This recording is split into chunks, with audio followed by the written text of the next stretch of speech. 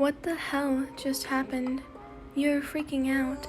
You had apologized to Todoroki and explained what happened and why you hadn't messaged him back as a real friend would.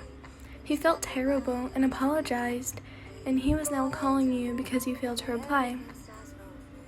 What good in the #1 hero's name could come out of this phone call?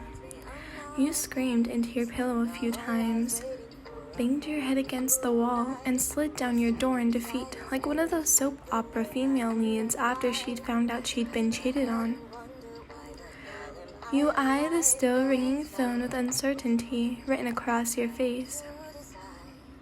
Absolutely no good. Sighing, you make your way across the room and pick up your phone. You calculated about one more ring before the call went to voicemail, and you don't think you can deal with Todoroki's question about a real friend ever again. You hit the answer button and held the phone up to your ear gently, waiting for the inevitable. Little Bakugo? Todoroki? Oh, thank God. What's wrong? Nothing, you thought, except for the fact that you keep scaring me half to death. Nothing, you laughed nervously. Why would you assume something is wrong? I just got a feeling is all. I apologize if I was off. Oh, you weren't that off, you thought with a tilt of your head and a snarky expression. Well then, if nothing is wrong, would you like to meet up for a hangout? What? You almost spit out the question with another laugh.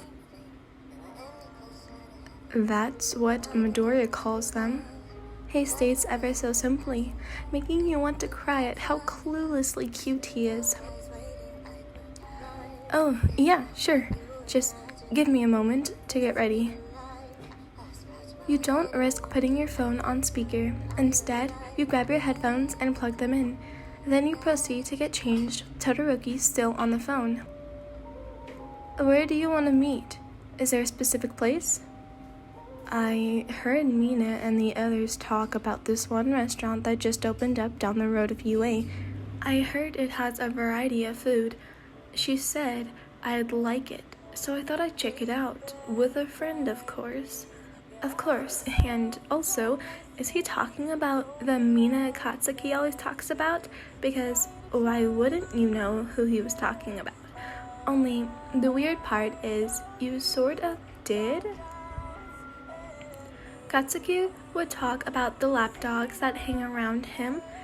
The way he described them made it seem like they were just like his old buddies back at school. The scariest one was the one he referred to as Dunce Face. There was just something wrong in the way Katsuki talked about him. You heard his quirk was electricity.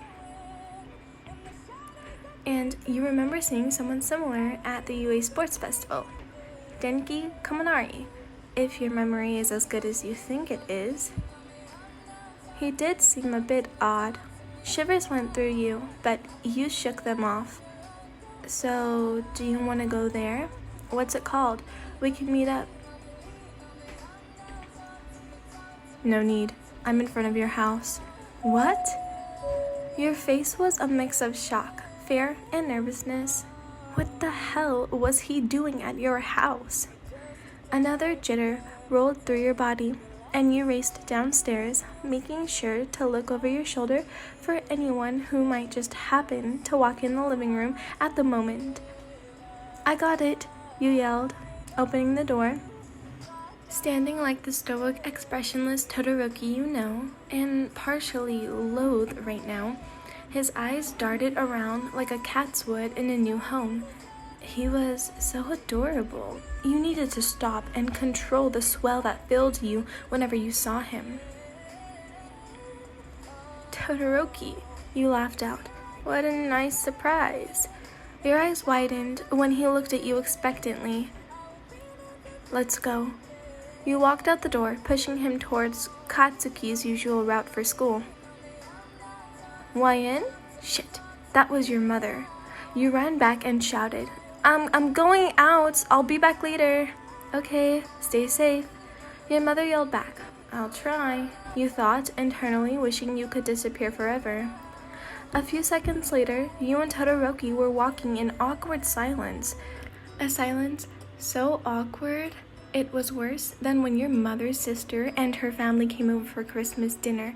They'd always compete for who could make the best chicken roast, chicken pot pie, and peach cobbler. You would never tell your mother, but you in fact preferred your brother's cooking to either of theirs. Todoroki had been silent since leaving the house, but so had you, so you couldn't really put all the blame on him. Since it was silent and clear no one was going to start a conversation, you took this time to look him over. He wasn't so badly dressed for someone who spoke and texted as he did. He dressed quite warmly, inviting even. He wore a white long-sleeve button-up under a black sweatshirt. His skinny jeans were also black, and his shoes were complete white, chunky sneakers. You looked up, noticing the slight wind messy with his hair, which was styled in his usual cat-like appearance. Nothing odd seemed to adorn him. He looked completely fine. His turquoise and silver eyes were going to be the death of you if you stared long enough. Blushing, you turn away. Todoroki looked nothing less than magnificent. That is, you thought, with a bit of sweat forming on your forehead, until he opens his mouth. However, that, you also thought, was what made Todoroki so different in the first place. Why you thought you were so attracted, no, interested in him. Damn it, you cursed. That also sounded wrong. Why? It's so deafening, yet so subtle, you almost don't hear it. But the lisp that sounded off his mouth at the end of your name gave you 1,000,001 reasons to forget about all the other thoughts that were floating around in your head at the moment. You turned your head with the smoothness of a seal and the power of an orca. Your head jerked so fast you stumbled over a rock and almost fell. Todoroki caught you and helped you before that event occurred, though. Thanks. You mumble softly into the ground. That's what friends are for, right? You look up at his beaming accomplishment, and he was beaming. In fact, you don't think you've ever seen anyone as proud as he was at that moment. His next words had you dying of laughter. That's so cool. I've always wanted to say that. He was such a nerd. He was so cute, though. He had you thinking of things you never dared to think about. His face twisted down into a frown. What? Why are you laughing? Did I do something wrong? No. You waved your hand around, trying to calm yourself. You're fine. It's nothing. Are you sure? Yes. You huff, hands on your knees. You look up at him through your lashes, trying to conceal the tears that sprang out along with your fit of giggles. I'm sure. His smile was everything. What it did to you wasn't something you could simply explain with words. You smiled back, watching him watch you. You stood there for a few moments, catching your breath and smiling at him, sharing a moment with him. His eyes flickered with something you didn't understand. But you felt your eyes do the same, and for the first time, you couldn't understand yourself. Sure, Todoroki was hot. Anyone with a functioning eye set could see that. But what passed between you two in that second was far more intimate than touching him, and you wanted it to go away. That uneasy feeling came back, and you wanted to puke. You cleared your throat and laughed awkwardly, again, standing up. Come on, we should get there before it gets too late.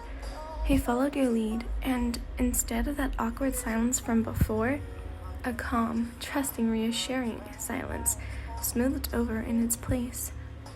Maybe Katsuki was all talk, and Todoroki wasn't as bad as he made him seem. What are you talking about? He was never that bad. From the beginning, you shook your head in disbelief. How could you think such horrible thing about Todoroki? Cute, fluffy, nerdy Todoroki Shoto. Your brother had some serious issues if he thought Todoroki was a bad person. But then again, he hated everyone but himself. So maybe it wasn't so out of the ordinary. And besides, your brother didn't have to know you were friends with Todoroki. This was something entirely yours. Who said you had to share? We're here. Todoroki says. You turn to him, a bit startled out of your daze. Looking up, you find a sign that reads simply soba. With sweat dripping down your forehead, you follow Todoroki into the restaurant. So much for a wide variety, you think, looking at all the soba on the customers' plates. Let's sit here. You nod. Okay. You both take your seats at the bar island, and a waiter comes up to you and asks for your order. She's very small and cute. Her hair is bright chestnut, and her skin is snow white. Super adorable, like that one girl in an anime, only older. You thought about it for a bit while Todoroki ordered. He sounded so professional, like he'd done this countless times. And wait a minute, did he just order cold soba? You turn an aghast look toward Todoroki. He doesn't seem to notice, though. The small waiter floats around to the other side, her expression ever so cheerful. Did she not just hear what Todoroki said? Her hazelnut eyes pop open with a bubbliness that's almost just enough to make you forget what you were just thinking about. But the fact that you've seen Todoroki with cold soba not once but twice now is astounding for you to even think about something else. Your lack of silence causes Todoroki to look over at you. He'd pulled out his phone to pass the time, but his gaze was now watching yours, eyes narrowed as if he could catch every little tremor of your being by doing so. Hawaiian. Kitsune soba. I want that one. It wasn't just random soba you chose, because you were in a rush to spit something out. It was your favorite and stored in the back of your mind so you'd never forget. Okay, anything to drink? Water, please. Todoroki says, nothing in him changing at all. The only slight change is in the flutter of his eyelashes as he looks from the menu to the girl. You, in turn, look at the girl, too, and notice her name tag, Asuna. She turns to you again, and you spit out your answer. Water, 2, please. She nods, her calm smile reaching her eyes as she walks away. Todoroki shifts his body toward you, but turns his head in the opposite direction. Playing with a single lock of his bangs, he says, Hey, so, I didn't want to say anything back there, but... His sentence falls off at the end. He averts his eyes from the wall to further away from you. You had to contain the pounding in your chest, threatening to blow up, you and this entire restaurant. Gulping, you nod, placing your hands in front of you. Yeah? God, what was he going to say? You felt like you were being interrogated by the intensity Todoroki brought to the conversation. What happened to the light-hearted energy that had just been floating around just a few seconds ago?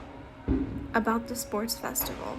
Todoroki, you look down, feeling a little annoyed that he was even saying what he was saying, because you are not that type of person at all. You felt a bit put off and offended, but you know he didn't mean it the way you were thinking. And had it been anybody else, you would have called Katsuki and told him someone was saying they were better than him. But this was Todoroki. Todoroki, you had to remind yourself, was not a normal person. He was, despite his looks, innocent and ignorant to just about everyone and everything. Not like he knew that, so for you, he got a pass. Though you knew this already, for some reason it still pissed you off. The oddest reason being that it was Todoroki who was assuming this, but you'd clear it up right now. You inhaled, the air around you chillier than you imagined frostbite would feel like. At the corner of your eyes, you could see Todoroki holding his breath, watching you intently, probably not even in control of his actions. What happened at the sports festival was your business. You turned your head and pouted at him. So, don't think I'd ever tell anyone. His mouth dropped open as he stared at you, your hands on his shoulder, then back at your eyes. A warm smile made its way across his lips, and gosh darn it, if it wasn't the cutest thing you'd ever seen. You blushed, removing your hands and sitting back on your stool, clearing your throat, as Asana brought back your drinks with the time about your food.